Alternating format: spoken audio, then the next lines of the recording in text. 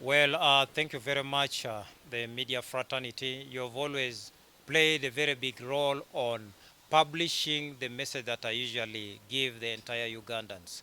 So basically today, I first want to wish every Ugandan a happy and prosperous new year.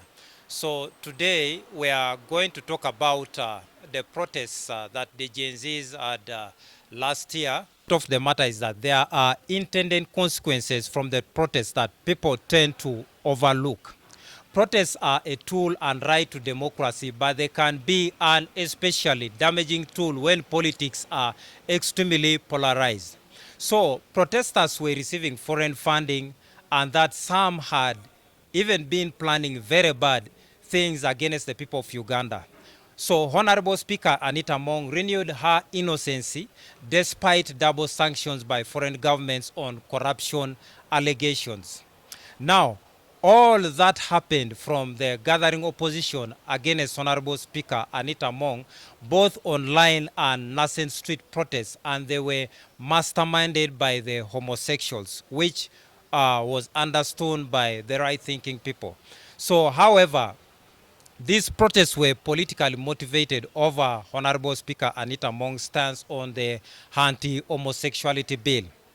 So protesters should have addressed the concerns through proper channels instead of their bogus demonstrating. So this is something distinguished as a petition. If it is about the Speaker of Parliament of Uganda, they should know that she is elected by a member of Parliament of Uganda.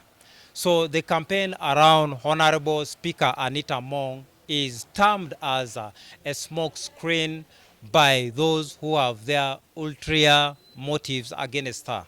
So Ugandans must know that the democratic theories are not sure what to make of protests.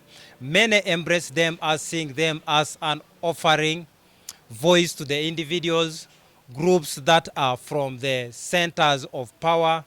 These theories are, or rather, these theories point out the protest movements have helped bring about the crucial extensions of rights to the marginalized groups.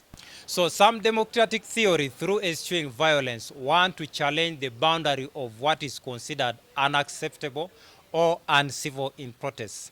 In the face of elected leaders, they intend to erode on democracy, as the case is in Hungary, Poland, Turkey, and in recent years, demonstrators have lonely defenders of democratic governance.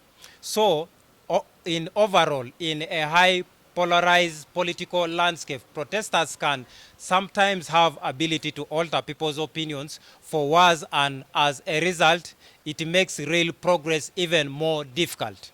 Although protests can have many negative unintended consequences, especially in a polarized society, this is to say that protests should not even happen, or that they can't be important to democracy sometimes. So people can't just tend to not consider the negative when the word protest comes to mind. As you can clearly see that the Gens have failed to achieve their intentions because the naked truth about the Honorable Speaker Anita Mong, especially on concocted allegations, came out. And this is now a confirmation to all the Ugandans that the allegations were false.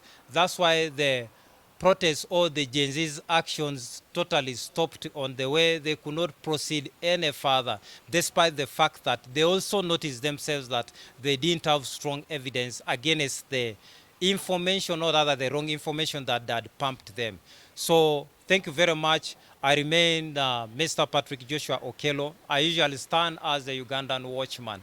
Any Ugandan who's attacked any politician, any marginalized group which is attacked in our beloved country, Uganda, I'll always come out and defend. I don't only stand for Honorable Speaker Anita Among, but I stand for the entire Uganda or the entire Ugandans. Thank you so much, for God and my country.